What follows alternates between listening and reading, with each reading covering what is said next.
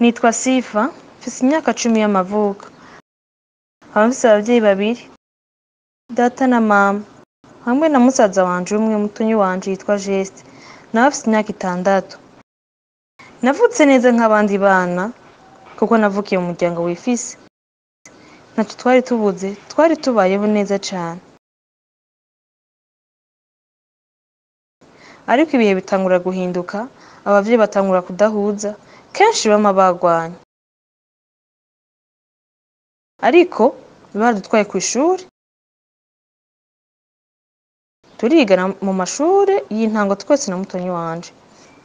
Ubwo buzima bw'uko abavyeyi bacu bakunda gushwana, harageze igihe burahinduka, baravana.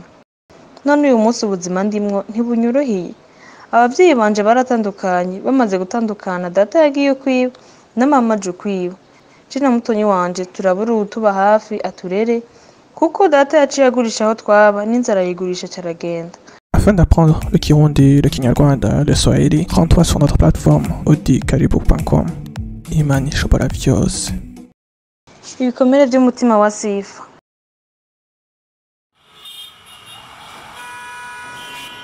Umunsi umwe nari nicaye kw'ibarabara, ndiko ndasaba, kuko niko kazi nakora, ko gusaba mw'ibarabara kugira ngo ndonke dufungura. Mbona imodoka ihagaze impande yanje, umuntu yarimwo ndamusaba mfashe, atangura kundaba, nsanga yamenye, kuko yarazi abavyeyi banje, hama aramfasha, ariko aca arambwira amakuru y'abavyeyi banje uko ameze. Ambwira ko mama yitavye Imana, kandi ko na data yarongoye uwundi mugore, kandi ko agenda n'umugera wa sida, kandi ko abayeho nabi. Ivyo ndavyumvise narabuze ico mvuga. Nca ndamushimira ko mfashije, akampa amahera yo kugura ivyo dufungura na mutonyi wanje. Inyuma yaho nahuye n'uwundi mugira neza aratwitaho, je na mutonyi wanje. Ubu narasubiye kw'ishuri, na Jeune ariga, kandi nyuma yo gusubira kw'ishuri narasubiye kubaho neza. Ubu twararonse aho tuba na Jeune, naho ari hato, kuko ndaronka ico nifuza cose, na musaza wanje ntaco abuze, abayeho neza. Ndafise n'utuntu nkora, naho tunyinjiriza amahera make, ntitwigera tubura ivyo dufungura. Maze gushika mu mwaka w'ibihumbi 2018, narahavuye ndaheza amashuri. Inyuma yo guheza amashuri, naragiriwe ubuntu bwo kuronka akazi, ndabifashijwemwo n'abo mugira neza nyene yadusubiza kw'ishuri. Umunsi umwe mvuye ku kazi kanje ka misi yose ndiko ndagenda mw'ibarabara, vyashitse ndagira isanganya, imodoka irangonga. Ndamera nk'umuntu yapfuye, kuko nari nataye ubwenge, ntazi iyo ndi.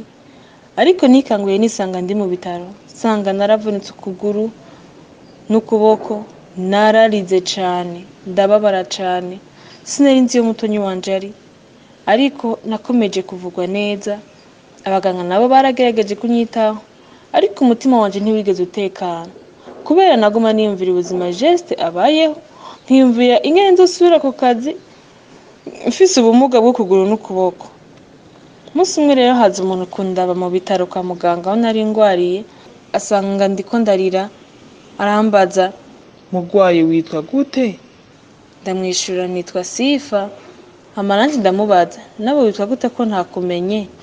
Aranyishura ati nitwa Bosco.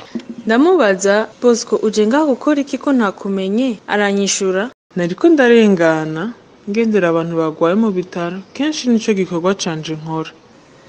Nanje ndamubwira, ni vyiza, numva ufise umutima mwiza kandi urakoze kuza kundaba. Bosco, ego urakoze gushima, ariko mbona ubabaye cane. Ushobora kumbwira ikibazo wowe ufise mu buzima bwawe?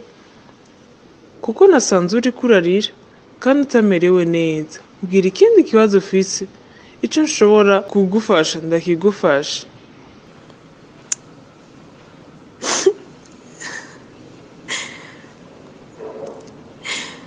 Ikibazo mfise ntaco ushobora, ahubwo niwigira, kuko je ubuzima bw'ibibazo n'ingorane narabumenyereye. Gusa ndashaka gusubira kubona musaza wanje, ndumva ko naruhuka mu mutima wanje.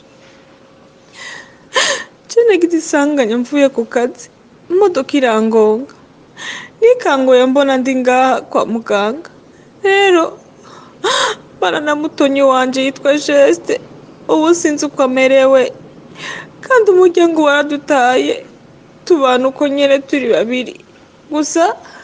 Data aracariho naho tutazi yari, ariko mama yarapfuye, kandi yapfuye yaradutaye ntituzi n'abamuhamvye kubera iyo yapfiriye ntawe tuzi. Ubu nifuza kubona mutonyi wanje wenyene kuko niwe nsigaranye, kandi niwe muntu mfise mu muryango wanje wenyene.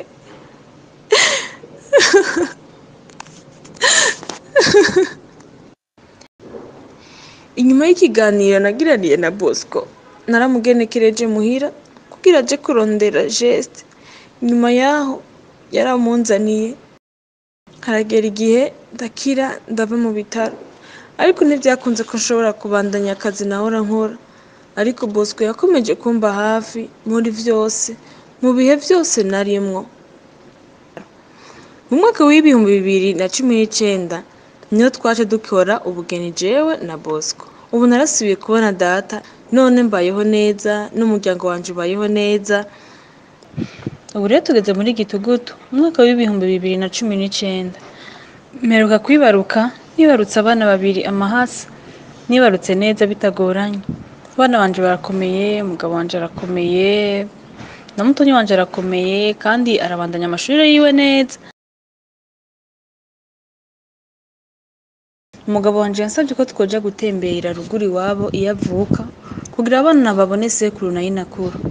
Rero turiko turagenda dushika mu nzira iteye ubwoba, tuza tubona nyine igiti kiryamye hagati mw'ibarabara. Hacaseruka abantu bavuye mw'ishamba ryaraho nyene hafi y'ibarabara, baza bafise ibigwanisho vyinshi, harimwo inkoho, imbugita, amacumu, ibihiri, eka n'ibindi bikoresho. Bari bafise bambaye impuzu zirabura hose, nta n'umwe yaboneka no mu maso. Baradusohora twese, ariko babonye ko mfise abana babiri batoyi bace babanyaka, maze baramfata baramboha amaguru n'amaboko, baramfunga umunwa ngo sinkome induru. Umwe aca afata ba bana banje arabacumita imbugita zo mu nda.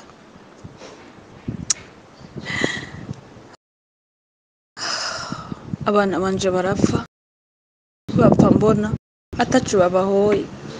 Ntivyakunda ko nkoma induru kuko bari bamboshe. Bafata umugabo wanje nawe baramwica, nanje banyinjiza muri iryo shamba nyene. Numva bahamagaye mukuru wabo ngo muyobozi wacu akira imfungurwa tukuzaniye. Ndumva ko nanje ngomba nicwe urupfu rubi nk'ubwo bishe abana banje n'umugabo wanje. Arababwira ati nimumunzanire ngaha. Baranjana ndiko ndarira cane. Umukuru wabo ambonye yaciye avuga ngo bambohore, barambohora. Aca aramfata arantwara ahantu hatabona, amfata ku nguvu. Inyuma y'amezi 3 ivyo bibaye, nanje naragwaye cane. Ndaca kwa muganga, nsanga naranduye umugera wa Sida.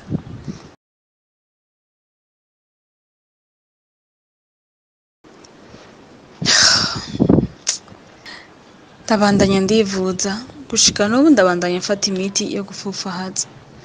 Ariko ibikomeye vyo mu mutima wanje sinibaza ko bizohera, kuko bintera kuguma niyumvira cane. Ubu nitwa umupfakazi kuko nta mugabo mfise, nitwa ingumba nkuko umenga sinavyaye, kandi naravyaye. Igihe kimwe nyene ndagenda kwa muganga gutora imiti nkuko bisanzwe, nkuko nama ngenda kuyitora nyene uko ukwezi guheze. Mpura n'umuntu w'umusore aje kwivuza, kandi yararemvye cane, ariko ndamwegera kuko nari nibajije ko hari umugabo. Nibuka umugabo wanje, ndibuka ko nanje namye mfashwa n'abantu batandukanye. Ndamubaza uko amerewe, arambwira, hama ndamufasha, ndamwegereza abaganga, baramwitaho, baramuvura. Yaranshimiye kuko uko iminsi yahera niko namuba hafi nkamuyagisha, ndamuzana turabana, ndamufata nk'umugabo wanje kuko nabona ko abikwiriye. ariko tumaranye amezi 2 tubana, umunsi umwe turiko turayaga muhira, ndamubaza ibijanye na kahise kiwe, ndamubaza ingene vyashitse akandura umugera wa sida, arambwira ko kahise kiwe atari keza, ahubwo kahise kiwe ari kabi cane kuko yaciye muri vyinshi bibi. Arambwira ko yabaye umugwanyi akomeye, arambwira ko yakoze ibibi vyinshi, arambwira ko yabaye mw'ishamba igihe kinini, arambwira ko atazi naho yanduriye umugera wa sida, ariko arambwira ko yibuka ko hari umugore yafashe ku nguvu bahejeje kwica umugabo wiwe n'abana biwe 2 bakiri bato. Akivuga ivyo ntangura kurira kuko nari menye uwundi muntu yakomerekeje umutima wanje. Ndamwihweza ariko sinashoboye kumwibuka kuko nanje igihe banyicira umugabo n'abana je bari bamboshe amaguru n'amaboko n'umuntu, ariko amfashe ku nguvu nawe yari yifuze igitambara mu maso, sinashoboye kumubona neza. Hama uwo naciye ndamubwiza ukuri, ndamubwira ko ivyo yakoze yabikoreye jewe nyene. Aratangara cyane kubera yarasanze uwo yakoreye ikibi kinini cyane ari we yamufashije. Byarangoye kuguma ndamufata nk'umugabo wanje. Hama haheze iminsi mike aca aragenda kuba ahandi.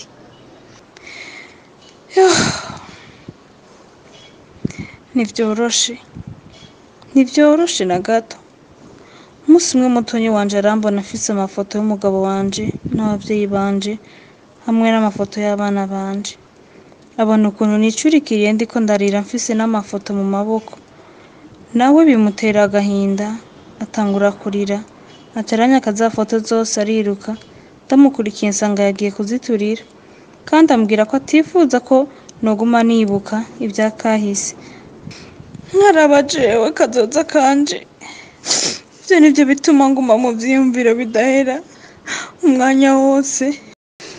Mwaka w'ibihumbi 2020 ugeze hagati, bivanye no ku munsi umwe nariko ndagenda mw'ibarabara, nca ahantu hari urusengero, numva bariko bararirimba, numva nyene umenga abantu bariyo bararyohewe. Ico gihe nanje nari maze igihe kinininya atamunezero mfise muri jewe, nca ndagenda ndinjira, mbona bariko baratamba baryohewe cane, mbona nyene bafise umunezero mwinshi. Nakuze iwacu ntazi ibintu vyo gusenga.